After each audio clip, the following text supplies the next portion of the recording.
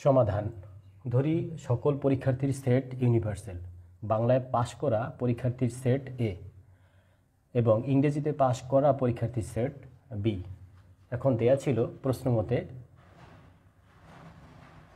এখানে একটা কথা বলে রাখতে হয় যে এই ধরনের প্রশ্নে যখন শতকরা উল্লেখ থাকে তখন নাম্বার অফ ইউনিভার্সাল হবে 100%, অর্থাৎ মোট ছাত্র সংখ্যা হবে 100%। এবং দেয়া আছে যে বাংলায় পাশ করা পরীক্ষার্থী হলো 60%, শতকরা 60 জন, বা নাম্বার অফ এ ইকুয়াল 60%।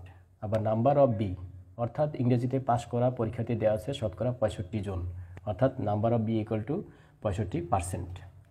এবং বাংলা এবং ইংরেজি উভয় বিষয়ে পাশ করেছে শতকরা 45 জন, অর্থাৎ number of A intersection B সমান 45%। এখন পরীক্ষায় বলা হয়েছে যে যদি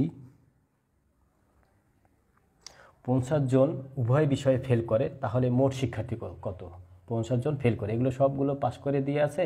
আবার এখন চেয়েছে যে 50 জন উভয় বিষয়ে যদি ফেল করে তাহলে মোট শিক্ষার্থী কত। এখন আমাদেরকে নির্ণয় করতে হবে কতজন উভয় বিষয়ে বা কত পার্সেন্ট উভয় বিষয়ে ফেল করে, এইটা আমাদেরকে আগে বের করতে হবে। সুতরাং উভয় বিষয়ে ফেল করে number of A complement intersection B complement.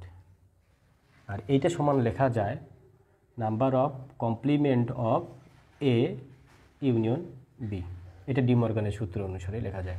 তাহলে আমাদের বের করতে হবে number of A complement intersection B complement. এখন এইটা সমান লেখা যায় এইটা ডি মর্গানের সূত্র অনুসারে ইকুয়াল। এখন এখানে কমপ্লিমেন্টের কারণে আমরা দিব নাম্বার অফ ইউনিভার্সাল মাইনাস কী হবে number of A union B.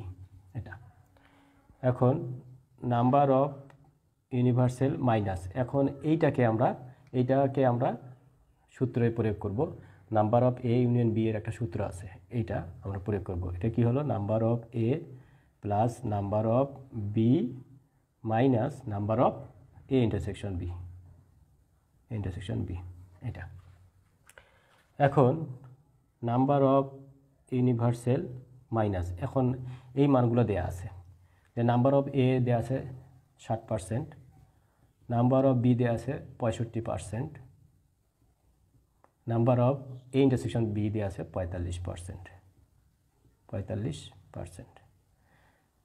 এখন এই নাম্বার অফ ইউনিভার্সাল দেয়া আছে কত 100% আমরা দিলাম মাইনাস। এখন 60% আর 65% এই দুইটা যোগ করলে হবে কত 125%। 125% থেকে যদি 45% বিয়োগ দেই তাহলে হবে 80%। এটা হবে। এখন এখানে আছে 100% মাইনাস 80%। 100% থেকে 80% যদি আমরা বিয়োগ দিই তাহলে কত আসে 20%। দেখা যাচ্ছে না এখানে দিই সমান 20%। তাহলে উভয় বিষয়ে ফেল করে কত পার্সেন্ট 20%। এখানে আমরা লিখব অতএব উভয় বিষয়ে ফেল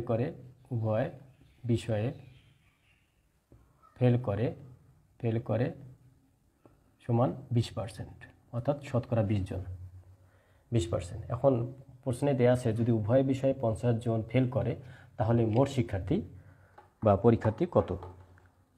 তাহলে এখন আমরা 20% উভয় বিষয়ে ফেল করে অর্থাৎ দাঁড়াচ্ছে 20 জন ফেল করে কত জনে 100 জনে, অর্থাৎ মোট পরীক্ষার্থী 100 জন যখন। অতএব একজন ফেল করে মোট পরীক্ষার্থী কত জনে, তখন 100কে এই 20 দ্বারা ভাগ হবে 100 জনে।